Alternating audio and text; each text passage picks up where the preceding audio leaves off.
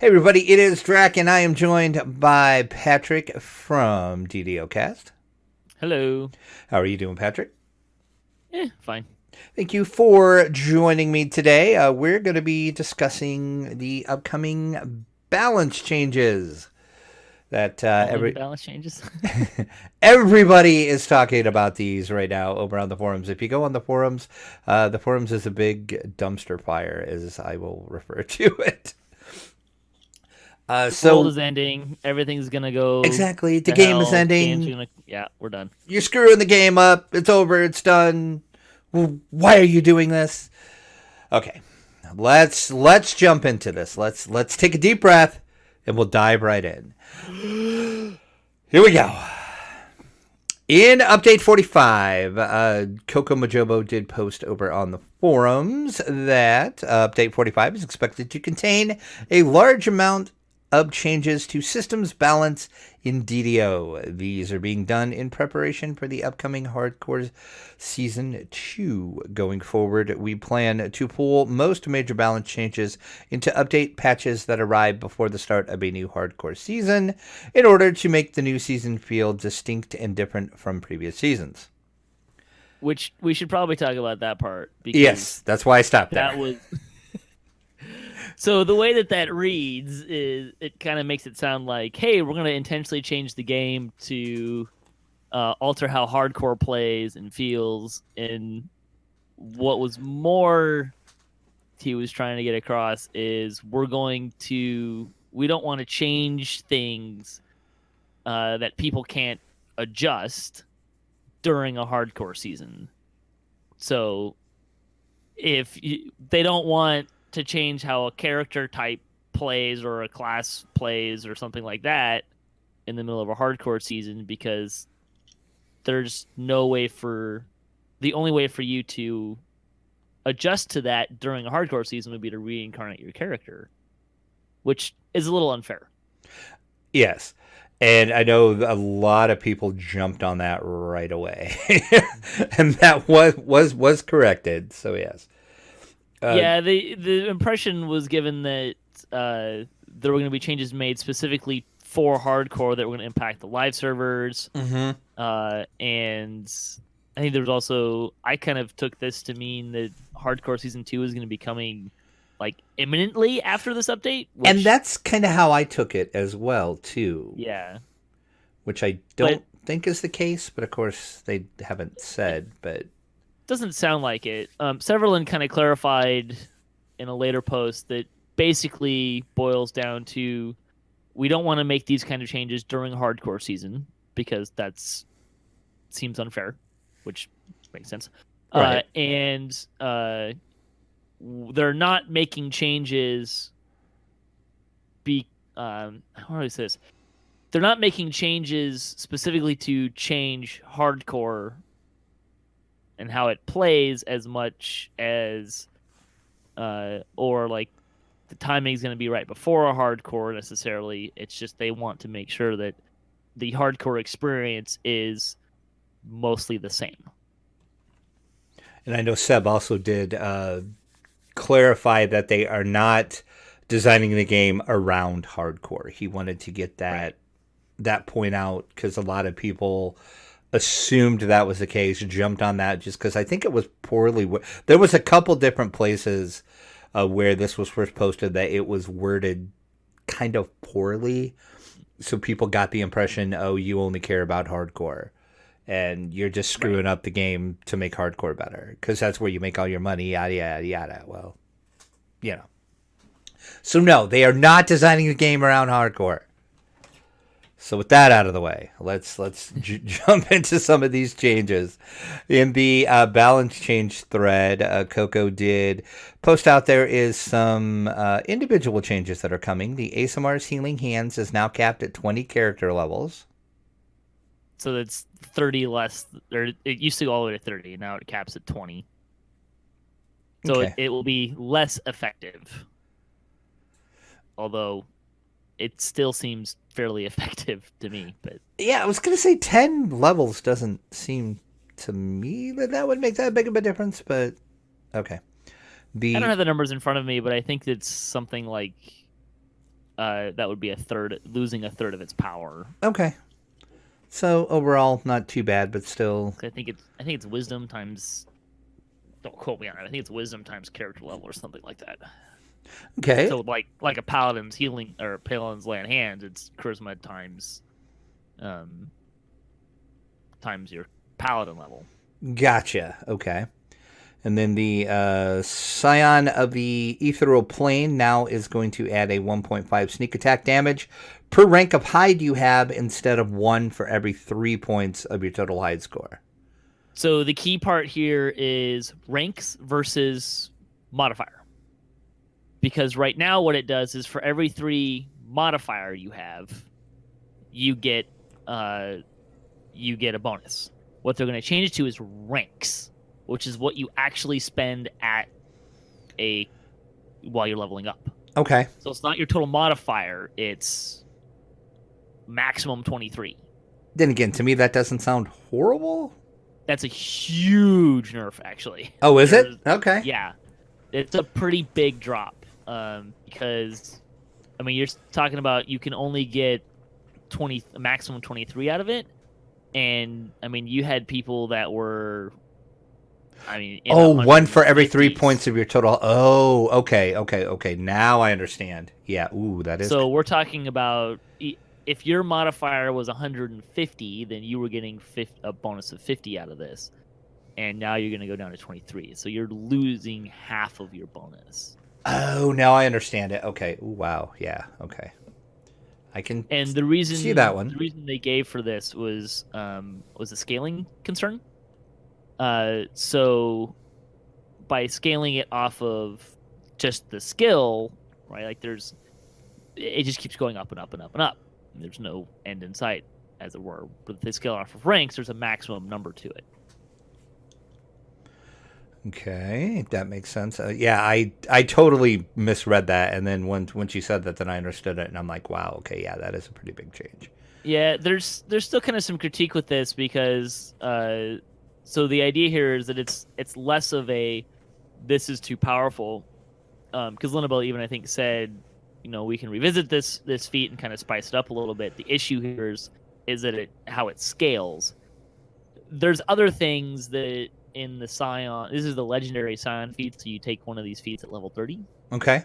And there are other ones that scale off of spell power, I think. So like you get some damage based on spell power, which doesn't have a hard cap either, right? So there were some questions about that in relation to kind of what they were talking about, but it's a different system, right? Like you're scaling off of spell power as opposed to scaling off of skills. So it's a little different, but there's still a lot of similarities there. And then Dragon Breath in the Draconic Incarnation now has a 60-second cooldown. No comment. Draconic Fury in the Draconic Incarnation now has a 90-second cooldown. I think it's just balance. Yeah, that sounds like to me that's just basic balance changes. I think those are longer, but... Then Sunder is now a tactical melee attack. Using this attack, you may reduce the target's armor class by 10% and the fortification by 25% for 6 seconds. Some creatures may be immune to the Sunder effect. A successful fortitude save negates the effect. DC 10 plus strength modifier plus Sunder bonuses. Cooldown on that is 10 seconds. Well, I don't... It's just some tweaks, I think. I don't know what the actual... Okay, yeah, I gotta say, I don't use Sunder at all, ever, so I don't know exactly what they're changing in that, so... Mostly I use Sunder as a reduce your fortitude. Just so that I can land stunts better. Right, well, yeah, that's usually, like I said, I know I play with other people who use Sunder, and it's kind of nice, because... when they get that stun going. Then Improved Sunder is now tactical melee attack. Using this attack, its armor class 10%, fortification 25%, and that lasts 12 seconds. Once again, some creatures are immune.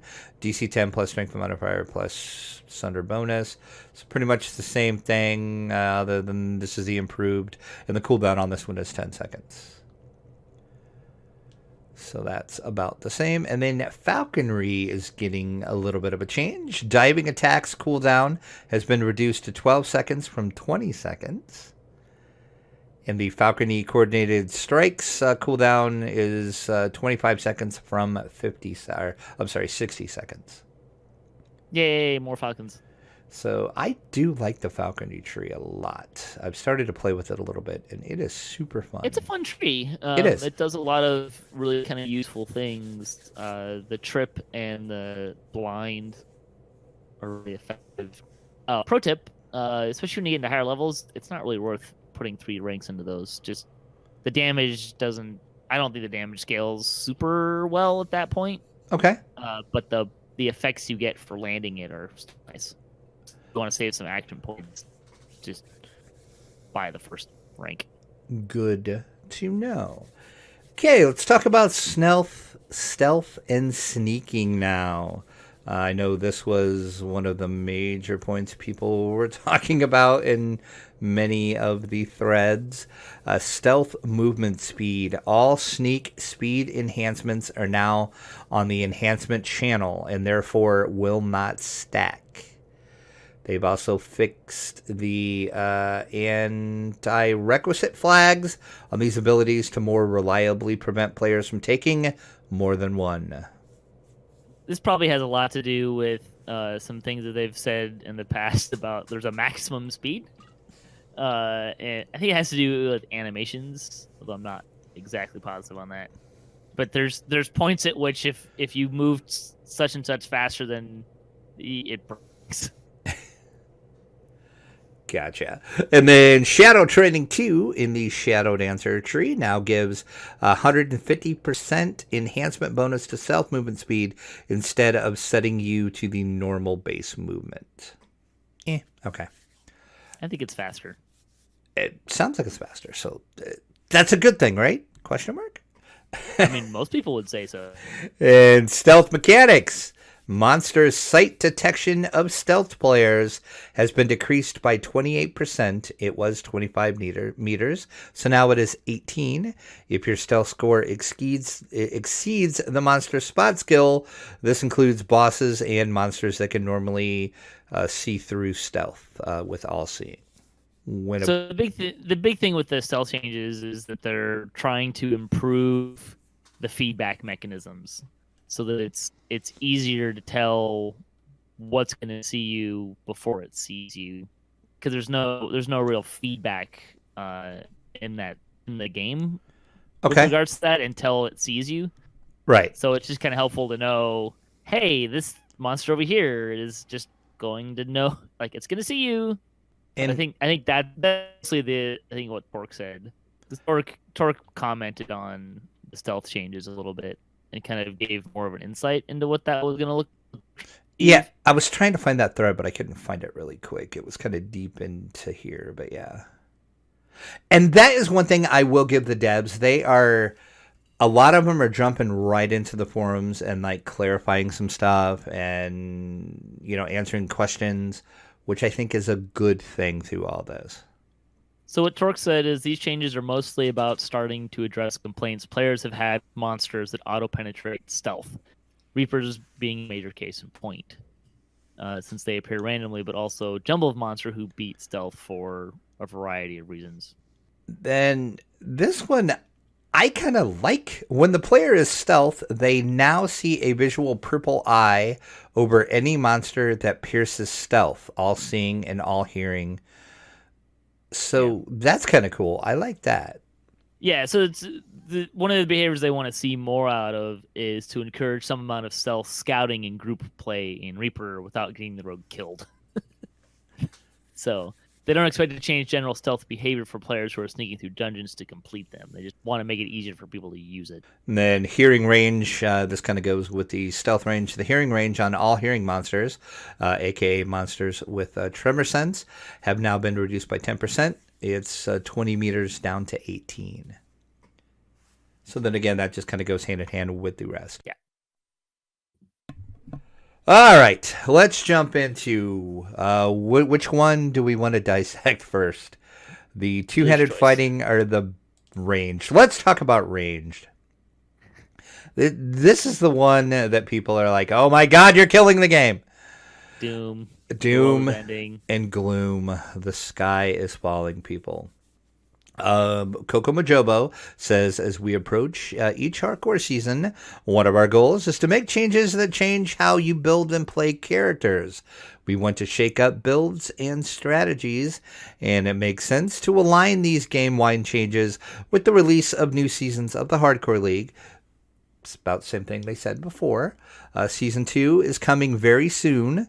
We don't know what very soon means, but okay. So Update 45 contains some of these balance changes as before. The big thing, they say, is Inquisitive balanced where it needs to be overall? No. In evaluating play data, it has become clear that it is too strong. We iterated on a number of different potential changes over the last few months, and we ended up making changes that reduced its power from a number of angles. Some of these changes address some of the below questions as well. Inquisitive will still be very viable, but it very likely won't be a top weapon DPS in the game anymore. You want me to go on, or do you want to comment on that first? I don't know. How much do you want to get into some of the doom and gloom? It's up to you, man. There's a lot of people that are kind of looking at this and, hey, bait and switch. You sold us this new thing, and now you're going to nerf it into the ground. After we told you that it was too powerful, and then you released it anyways, and so on and so forth. Which, if you remember, they did the very same thing with Warlock. I mean, I'm just saying. Here's the thing, overarching thing with nerfs, right? Like it's a game of whack-a-mole. And it always will be, yeah. Yeah, new things come out, and you think you hit the mark, and then it turns out that maybe wasn't the case, or something came. The rat catcher is an example of this that we might talk about later. Here's this item that was made, I don't know, 8-10 years before Inquisitive even came out. Right. And they're nerfing it because, something came out later, much later, that makes it super powerful, too powerful even. I don't think I don't really buy into the bait and switch thing, especially since it's really easy to get Inquisitive for free on a character. I mean, you run through the Sharn chain, which, you can run through that on Elite, just on Heroic Elite with a capped character in 2 hours, and you have Inquisitive. So, granted, that's only a character-specific thing, but... Right. But still, I mean, yeah, you don't have to buy it is the key there. And I don't think they're doing any bait and switchy stuff. It's just... they let it out in the wild and determined that, they thought it was going to land at a certain point, and it landed much higher than they intended. So now they're bringing it back. I mean, it's kind of a bummer if you liked Inquisitive and like playing the really super powerful thing, whatever that currently is. But I mean, it's better for the game that those things get adjusted, regardless of when they need to get, like when that happens, or if it's the first time it's out, or if it comes out later that, hey, look, now we're really good at making this really powerful. How about crossbows? Great repeater and dual. Are they balanced where they need to be relative to other crossbow styles? Again, no. Inquisitive is much stronger than the others, especially when you factor in cross-class builds. And Great Crossbow is a little higher than it needs to be. Again, they're trying to hit they're not specific numbers, but they're trying to get things to land in a kind of a range, right? Right, yeah, because I think they have a range where they want the stuff to be, and right now it's way above that range, so they're just going to dial it back a little bit. How about crossbows? Are they balanced where they need to be relative to other ranged crossbow styles? Looking in context of crossbows versus bows, it becomes clear that repeaters are close to where they need to be, though slightly higher when choosing to skip the full Slade animation, but great and dual are significantly too high, and bows are too low. See below. We're going to talk about bows here in a second. Again, they're trying to hit that balance. Okay. Yeah. How about ranged weapon combat as an archetype? Balanced where it needs to be. Looking into the context of ranged versus melee, there are significant issues with the ranged early access to AoE on hit, something we believed should be more highly incentivized in the two-handed fighting melee style, and currently lack incentive to focus on single targets. The last one leads to the changes on the archer's focus, which we're going to be talking about here in a second, an improved precise shot, as well as the presence of a few melee-centric changes. Yep. Okay. Do we need to translate it here, or do you want to translate it later? We'll translate it later. We'll just talk about bows. What about bows? We recognize that some of the overall range changes in this update reduce the amount of AoE damage that bows can produce. However, between Archer's Focus being a boon to bow build's single target damage and an updated Deepwood Stalker, there are some boost in the update as well. We recognize that this is not an overall solution to bows as a combat style, having few options to help them become competitive DPS builds. We've got plans coming for that. Okay. Improved price shot. I can't talk today. Improved precise shot now reduces range damage by 20% while active. So this is what they're talking about with the access to AoE, because with improved precise shot, which you can get at level 11, you can hit any number of monsters at a time, and it's amazing. Get them lined up. It Right. is amazing. Right, it's amazing. I love it. I use it all the time. It is amazing. This is what they're talking about, like early access to AoE. So at level 11, for a ranged character, you can suddenly just like hit a whole bunch of stuff for basically no cost. Right.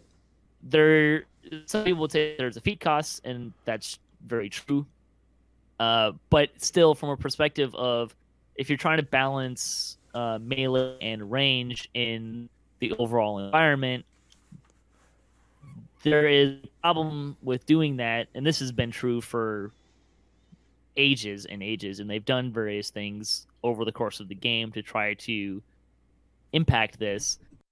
But essentially, the big advantage of ranged, well, there's basically two big advantages of ranged over melee. One, you're ranged. You don't get hit as much. Exactly. Safer. I like standing way back and shooting things and killing them before they get to me, Yeah, there's a safe here. It's much more dangerous as the melee get in there.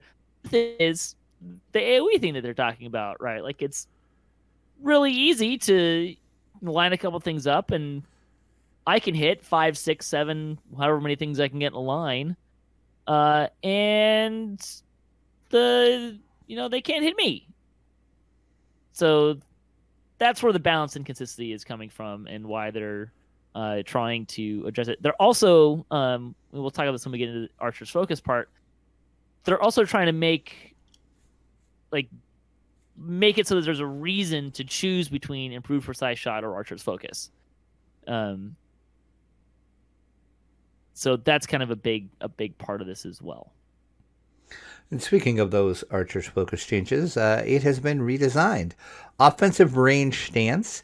The stance now grants power to those who focus their attacks on a single target once per second. Attacking a foe with ranged weapon is going to grant you a stack of Archer's Focus, which is a +3 competence bonus to your range power. That lasts. Reading the old version. Oh, is it? Oh, have they changed this? So since, yeah, they reiterated with number 2. So what they did originally was make it so that when you hit the same thing, you get a bonus to melee power or to range power. Okay, which is and it stacks, which is similar to what it does right now. Yeah. But the idea was that you have to focus on one thing, and then if you hit something else, then you lose that entire stack in bonus. Okay, so if you switch targets, you will lose your bonus stack. Right. Gotcha. Okay. They have since gone back to the design functionality that is currently on live, which is if you only increase your stacks when you're standing still.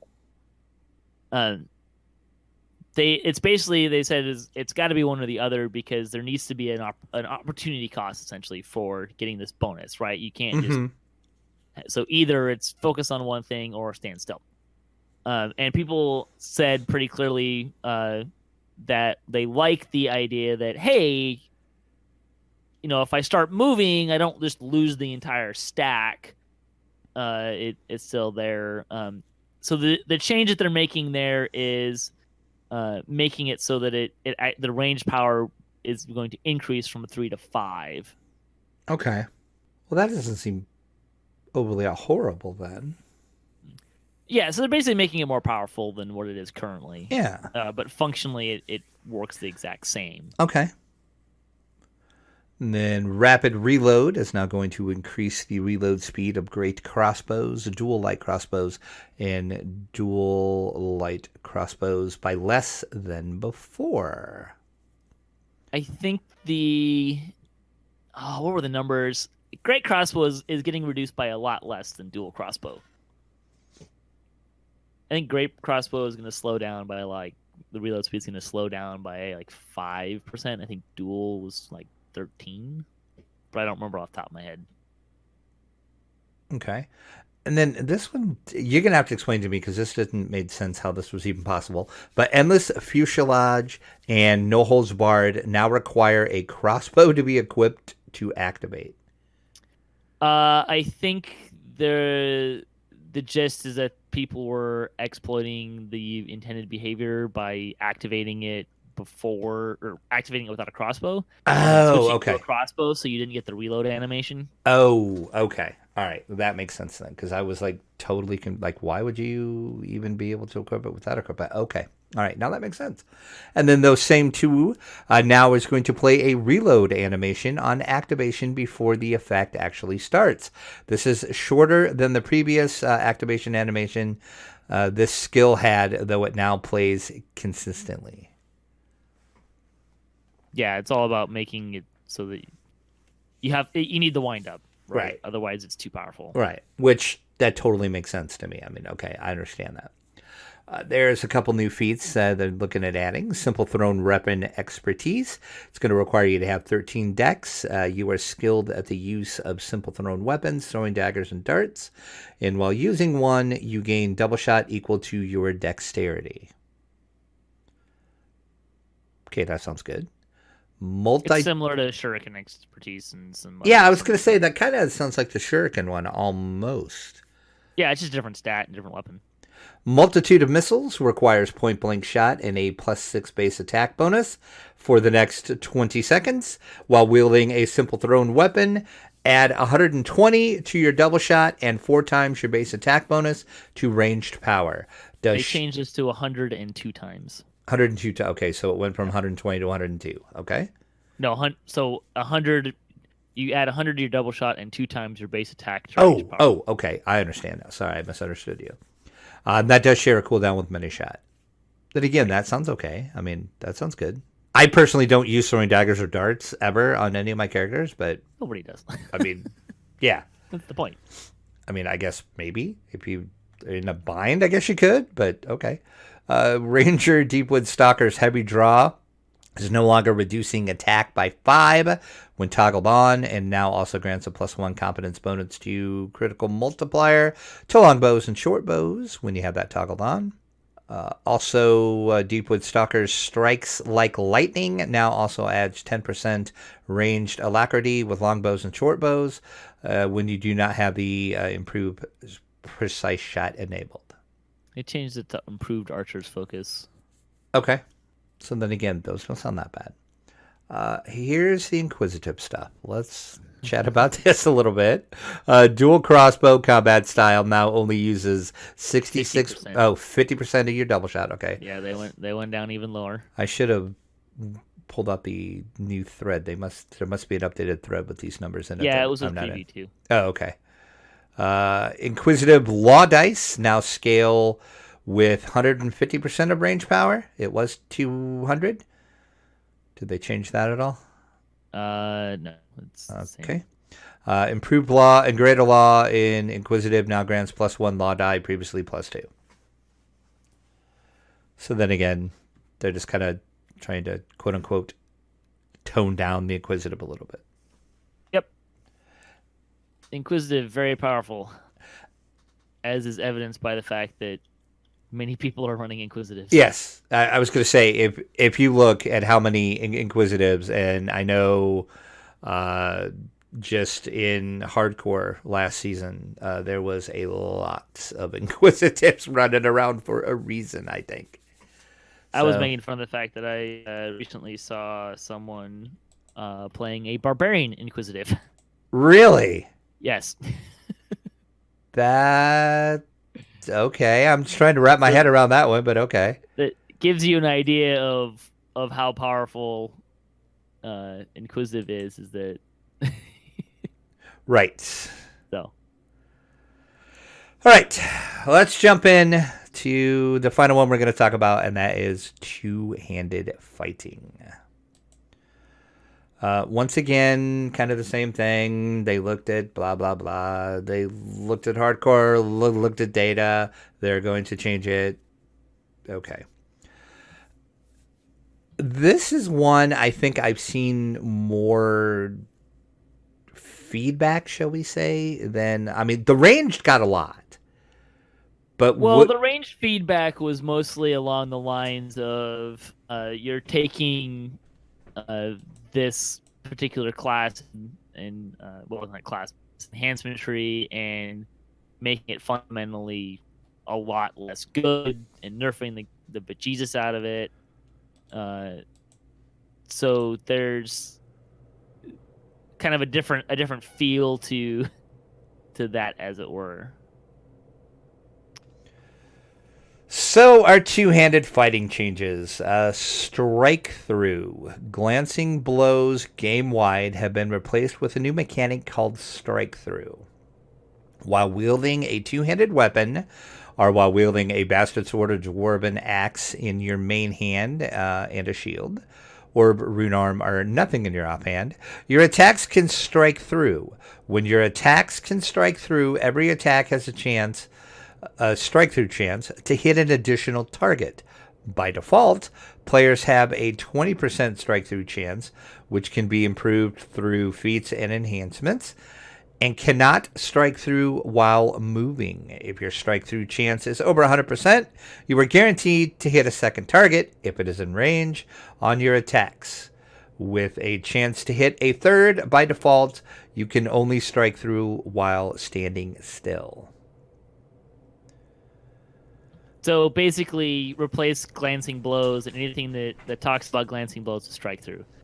The difference being glancing blows, there's not a limit to how many things you can hit, and you hit everything at a kind of a percentage of your normal damage. So okay, I don't know what the number is off the top of my head, but let's say that for the sake of explanation, it's 20%. If you hit your the thing you're aiming at for 200 damage, anything you hit with a glancing blow would get 20% of that damage, and thus would hit it for 40. And then right now there's you have a % chance to get other weapon effects to also land with that. So this would be like the flaming burst on your weapon or stuff like that. They're replacing that system with you have a % chance to just flat out hit something normally that's in your attack arc.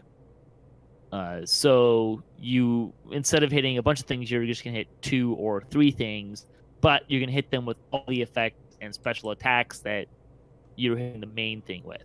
So this will include things like a trip. So you can in theory trip more than one target.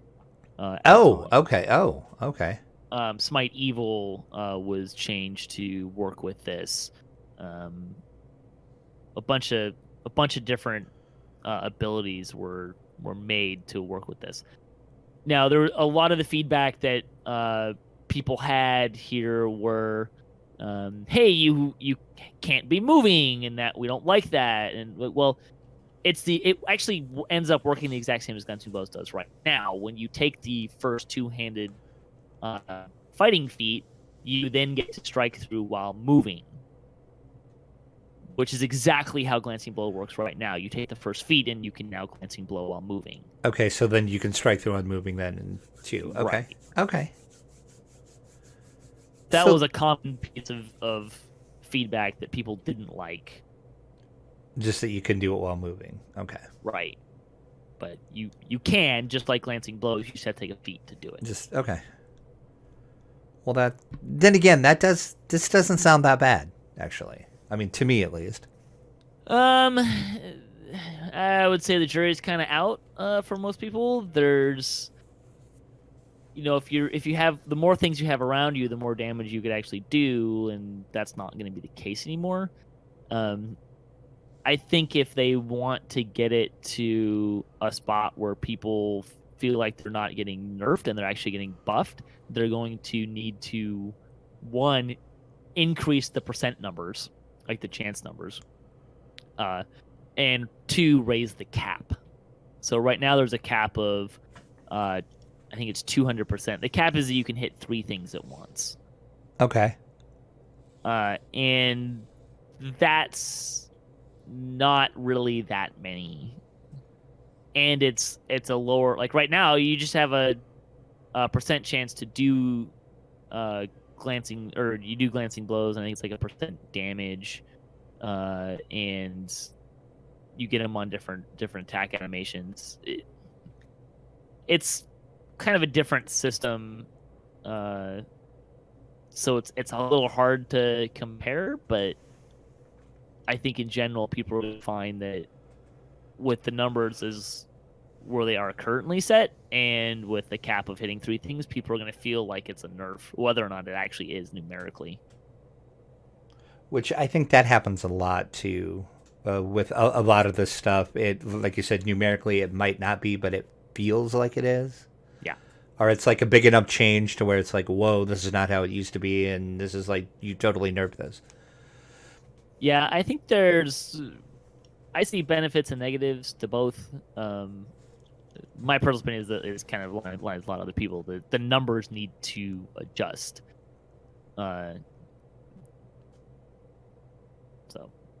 Then they changed some animations. The animation sets for non-quarterstaff two-handed styles have been reworked to address the following issues. The last animation didn't blend into the first correctly, and now it does. For balance and cosmetic reasons, all attack animations for these styles should now execute in the same amount of time.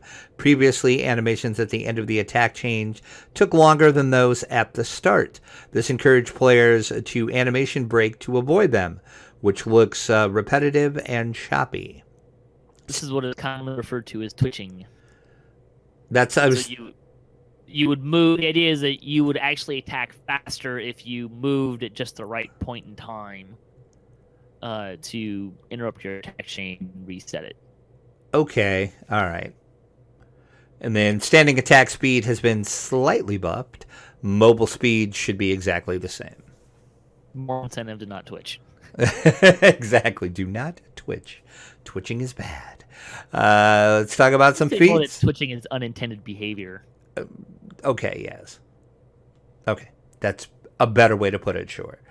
Let's talk about some feats here real quick. Combat style feats. Two-handed fighting feat is now, while two-handed fighting, plus 20% strike through chance. You can now strike through while moving, and you also gain a plus 2 combat style bonus to melee power while two-handed fighting. For the purpose of this feat, you are considered to be two-handed fighting when you're using a two-handed melee weapon, not including hand wraps. You are also considered to be two-handed fighting while you're wielding a bastard sword or a dwarven war axe in your main hand, and you have a shield or rune arm or nothing in your offhand. You are not considered to be two-hand fighting while you're in wild shape. Then they did note, while using a two-handed weapon, not including Bastard Sword or Dwarven War Axe, your ability score bonus 2 damage improves to 2 times the ability score you use for damage. The reason why they did this is because you got glancing blows against things that you were attacking. Okay. So by taking away glancing blows, you actually lost DPS to you actually lost some DPS from the glancing blows on what you were attacking, and that was not their intent, so that they came back and so they added this into right. So they increased that to kind of counteract it, essentially. Okay. And then a lot of these you're going to notice are pretty much almost the same note. It's the improved two-handed fighting feat now reads while two-handed fighting plus 20% additional strike-through chance. So they're just adding the strike-through to where it usually would say glancing blows. Pretty much. You gain a +4, but yeah, we don't really have to go over all this because it's basically they're just changing it, looks like, from glancing blows to strike through. Druid's wild shape. The bear will now allow you to strike through as long as you are not in a defensive fighting stance. This is going to replace the previous ability to use glancing blows, and you can now strike through while moving in bear form. So I think you kind of skipped the ability score progression increases. Oh yeah, I did. I didn't mean to skip that, but I did. Yeah. So it now goes up to 3 times with greater. The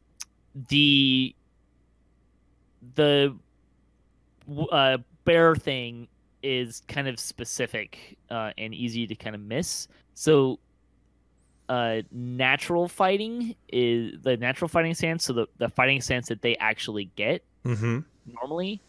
This is not what they're. So you can still use that. Okay. And the strike through. So it's not. Yeah, so they can bears. It's the defensive stances that are from the other trees, essentially, not the one that's actually intended to work with the bear form. Okay. And then Dire Bear now has the ability to strike through as long as you are not in the defensive fighting stance, which is the same as the regular bear. It gains a +20 strike through chance. Once again, it replaces the glancing blow. And then the natural fighting feat now grants a +15 strike through chance per copy of the feat to a max of 3, in addition to other effects. Once again, replaces glancing blow. And then the greater domain of destruction for the cleric now grants +5 strike through chance, replacing the glancing blow. Right. Basically, anywhere you see glancing blow, replace strike. It's going to be strike through. Exactly. Yeah. Yeah. So just forget about glancing blows. It's all about strike through now. Yeah, and again, like that's kind of where some of the feedback is coming in. That you didn't adjust the numbers in it. You just replaced strike through with glancing blows with strike through, right? And there's stuff that's like, here's +1% strike through chance. Like, yay! Go me! Those numbers are just so incredibly low that it's, and especially since you can only get to 200% anyways. There's a lot of feedback that this doesn't seem to be better. Yeah, I kind of was reading through these threads and I'm just like, oh my god, there is so much here to read. There's like so much going on. So that's why I kind of wanted to have you on, because you have more of a handle on this, and I figured you could, give some good feedback and tips on what you think of this, because like I said, as I said on the podcast last week, you're the expert on this, not I. Yeah, sure. You just play one on TV, right? Something like that. It's something like that. Let's talk about some enhancement changes in the Artificer. Each tier of hand in half training now grants +2 strike through, again replacing glancing blow. Looks like a lot of this is just everything that's glancing blow. It just goes. I'm just looking to see if there's anything major we want to talk about. Probably Dance of Death. Okay. That was kind of a hot topic which is it's a ranger That's ability. a ranger, yep. Yeah, and they kind of transferred that into strike through.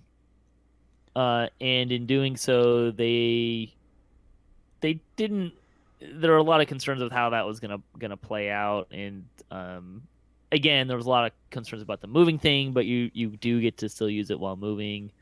I think you end up being able to hit fewer things, but it's not an ability that I played with a lot. But overall, let's just take an overarching look at all of these changes. Is it as big a deal as what the forums are making it out to be? I don't think so. No. That's a tricky question. The range stuff is very significant. It is. My ranger's crying a little inside. I'm gonna have to look at my ranger a little bit, I think, after this. They did fast track some changes they were planning on bows to try to help mitigate the fact that bows are getting smacked around and they don't like where bows are to begin with. So to help kind of bridge that gap a little bit with where it comes with bows, they are making some changes there. But yeah, there's some pretty significant nerfs coming to Inquisitives. Is it a big deal? I don't think it's going to break the game. I think it's going to put the game in a better place. But I mean, you understand that these things often come with a lot of anger and right. It's because it's change. Nobody likes change. I can't think of one person that I know of that likes change. Change is scary. We just have to, breathe, get through it. The game is not ending. The game is not over. The sky is not falling. It will be fine. I mean, okay. If you... There's a lot of people that, they're looking to play from a perspective of, I want to be super powerful, and I'm going to play whatever the flavor of the month is. It's going to be the most powerful right now. And when you're coming from that perspective, changing... You're nerfing my new favorite build, which is my new favorite build because it's so much more powerful than everything else. I never thought about it in that aspect, but I guess if that would be my play style and that's how I would play, I suppose I would be way more upset about these changes than I am. I never looked at it from that angle. Yeah, and that's kind of the, and I've heard some people comment on how their Inquisitive's not going to be fun anymore, and I think a lot of what they're speaking to is this stance of, I like being really, like, what's fun about this build is I'm really powerful and strong, and I can do a lot of really cool things, and that's not going to be the case anymore, right? So, but if there's one thing I know about the DDO community, there are a lot of people out there that love to make builds. People are going to run with this. They're going to figure out the best way to max everything out again, and it's going to be that whack-a-mole game again. Give it time. People will come up with great builds. They'll figure out, okay, if you take this, you take A and B, and that's going to equal C, and it's going to be just about as great as it was before. And then we'll go through all of this again after a year, whatever. I guess it's the nature of an MMO, really. Yeah, things definitely change, and there's a lot of, you have to look at a constant thing of where do we want balance to be, and where is it currently, and all that stuff. And like, why I would say, is it a big deal? No, not really, because we've gone through this kind of thing before. It's not like we've never had, you referenced warlocks. Monks have had a series of nerfs over the years as well. I mean, it's part of the game, really, and it always has been, even if people don't really want to think about that part. But right. Well, as I said, that's just the nature of MMO. I mean, everything has to change. You have to tweak. You have to balance things because if not, the game would be super boring. Because if you could just go in and like kill everything, and could just rule the land, that wouldn't be very fun. I mean, at least to me, it wouldn't. Well, and I think from a design perspective, more importantly, there's this idea that, you know, if the attitude of the players is, oh, you're playing a DPS character, it's not an inquisitive, oh, you're doing it wrong. And when you're in that space, then you run into a lot of problems. You get a lot of really bad sentiment and vitriol kind of coming in, right? Right. And you know, I just kind of as we were talking, I wonder if, and you know, I know they have kind of said this before too, but I think the invention, I guess is the word I want to use, of the hardcore league really changed how much data they got. I think it changes what kind of data they get, yes. Right? Because everyone's at a more even playing field. You know, it's a lot harder to tell, are all these Inquisitive builds really super strong because most of these people have, 70 Reaper points behind them? Or is it because it's just, stronger? So, but overall, we'll get through this. As you said, we've been through this before. The game will go on. We'll all enjoy playing the game like we always do, and it will be fine. And this is a kind of a funny thing that happens too, where there are some people that are coming at this from the standpoint of, hey, this game should be harder. It's too easy. Oh, your Inquisitive's too powerful and you're nerfing it. Wah, wah, wah. Well, which one do you want? Right. You can't have it both ways.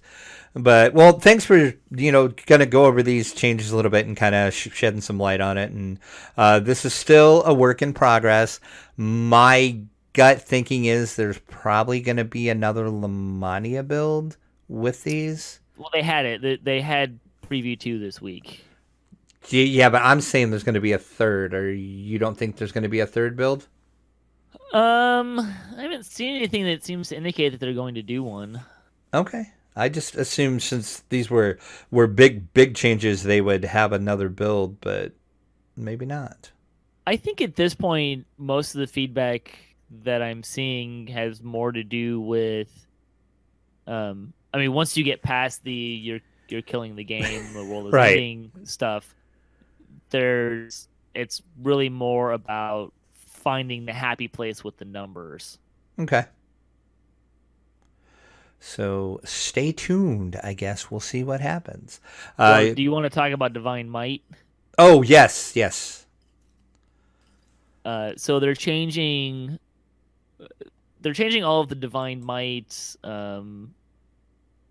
class of things, or I'm trying to. There's other. So this is like Divine Might, Know the Angles, Deadly Instinct. These are all things that give you a bonus to damage and insight, and tactical feats in some cases. The way that they work right now is it gives you a bonus to your stat modifier, essentially. They're changing these all to work off of an insight bonus to attack and damage and tactical feats. And the reason why they're doing that is because the changes with two-handed fighting were, okay, now you're going to get 3 times your modifier. Well, if we're going to give you that, then these abilities suddenly become very broken because I think Linabel said something to the effect of this is you're getting a little bit of a boost just in how they're going to land now anyways. But if I think the boost they said something like you're now going to get like a plus 100 to damage or something like that out of these, or plus 50. I don't remember. basically, if you can triple these bonuses from these, it suddenly becomes a must-have and not desirable in the landscape of DDO, in much the same way that we were kind of talking about everyone feeling like they need to play Inquisitive to Right. be good DPS, right? So they're making an insight to attack and damage so that it doesn't get multiplied by the two-handed fighting line. Okay. That's why those changes are happening. And then I know we didn't talk at all. I guess we can talk about the Knights of the Chalice changes. I know they're doing a lot of changes into those. You want to talk about those a little bit? We can. It's not really a forte of mine. Let's see. A lot of things they're doing are kind of generically. They're trying to kind of clean some stuff up, Mm-hmm. and do some balancing stuff to make it more even and better balanced in this kind of landscape of everything else that's kind of going on in DDO. They're also kind of trying to streamline some of it. So there's some things that you could take at tier 1 enhancement tree at level 1, but you don't do you any good until a couple levels later, which is not really great from a design perspective. And I know their level 1 paladins are getting a ranged version of the Smite Evil feat now. Yeah, there's some more support for ranged, kind of more support for a fair number of combat styles as well. Knight's Training is a free feat in the Knight of the Chalice tree. It's all just kind of stuff to generally bring it in line with other classes from a DPS perspective. They tweak some of the spells. It's all in all, I don't think I've seen a lot of complaints about it. Yeah, I kind of glanced through the thread too, and I didn't see much about this. So, I mean, people had some questions and they got answered. So yeah. Yep. So yeah, overall, like we said, we've been through this before. We'll get through this. We'll learn the new, I guess is the way to put it. Kind of a weird way to put it, but you know what I mean. If you're playing an Inquisitive, you're gonna feel a lot less powerful. Right. Someone ran some numbers and came up with a number of like losing 70% of their DPS. I don't know if that's true. That seems much. A bit much. Yeah, that seems a bit high to me, but It's also kind of hard to say without actually running the numbers yourself. right. True. Yeah. And there's a lot of things that don't really translate well into making numbers, like attack speeds and stuff like that can be kind of tricky. But that's definitely going to feel less powerful, which is the intent. If you're strictly ranged, archer focus and improved precise shot are going to be much more of a meaningful choice for you, and which one you're going to be in at any given time. You're not going to want to just park in improved precise shot and that's where you live all the time, because that's going to reduce your damage to single target stuff. So there's a more meaningful choice there, which meaningful choices make for more interesting gameplay.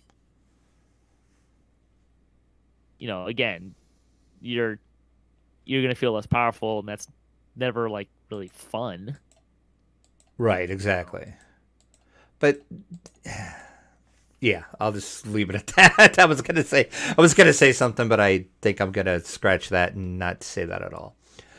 I think the two-handed fighting, that feels like something they're gonna have to come back to and tweak the numbers a lot until they kind of find the happy place for it. Yeah. And overall, I think this is going to be a work in progress for a while. I think they will tweak a lot of this, even once it actually goes live on the servers, on the live worlds. I think they will look at it and make some tweaks here and there to make it better. I wouldn't be surprised. There's some, the range changes with true precise shot and how it's gonna work. That's a pretty significant system change, and kind of trying to feel where that all lands. Same with two-handed fighting. I think it's just something that until it really gets into the wild, it's going to be a little tricky to kind of see is it hitting the marks that they want it to hit, kind of a thing. It'll be interesting to see how this all plays out. That is for sure. Okay, is there anything else you want to talk about, or you want to plug your stuff you got coming up with DDOCast and DDOCast? You can check out DDOCast.com for the weekly news and discussion podcast show. We talk about the news and all the other stuff, and try to kind of parse it down a little bit, and then we talk about what we think about it too. And we've got a discussion topic that we talk about and all that kind of fun stuff. DDOCast is for the next couple months going to be kind of on a weird week on, week off, 2 weeks on, 2 weeks off kind of schedule, just to kind of work around some scheduling stuff. And then we'll be on a hiatus during the spring and come back probably early summer-ish, kind of full time. And then D&D night on DDO stream, 7 p.m. on Sundays, twitch.tv/DDO stream. You can check out us playing D&D on Fantasy Grounds and all the fun stuff that entails. Tons of fun. It's so much fun. And it's great because each week it's a different show, and each show is like different than the other too. So that's what's fun about it, because you have different DMs, you have semi-different players. I mean, a lot of the times some of the people playing the other games, but it's a fun time over on D&D night on DDO stream. Yeah. There's room for more players. We definitely would like to see the roster of people playing grow a little bit, and get some more variety, but the people we have been great. All right. Well, thank you very much for joining me, and we'll talk to you soon when the next nerf happens, I guess. Or we can talk about other things too. Well, sure, that's true. You can't come on when bad things don't happen. That is very true.